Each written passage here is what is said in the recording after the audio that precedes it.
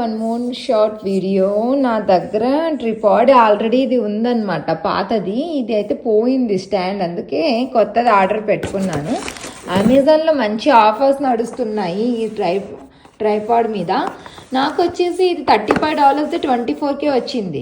Remote వచ్చేసి మ్యాగ్నెటిషన్గా ఇలా వచ్చిందనమాట. ఇది ఏం కొత్త మోడల్ కాదు, పాత మోడలే. నా దగ్గర లేదని నేను తీసుకున్నాను. ఇది 6 ఇంచ్ అన్ఫోల్డెడ్ అనమాట.